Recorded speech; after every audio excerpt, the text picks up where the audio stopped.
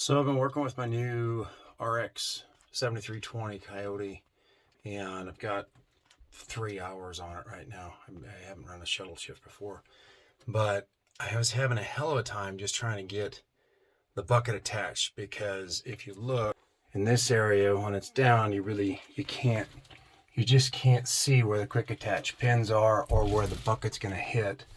And then they gave us a real special safety feature, so when your ass gets up, it shuts the tractor off, so you're kind of sunk in grandpa mode here, floating on your ass. But what I did find was, if you look right along the side here, you can actually see right there on the side of the bucket. So there's your, probably see it from both sides, but there's your window of opportunity right there. It took me 25 minutes of cussing trying to figure out how the hell to hook the bucket on by blind faith, but hopefully this video helps you. Bye.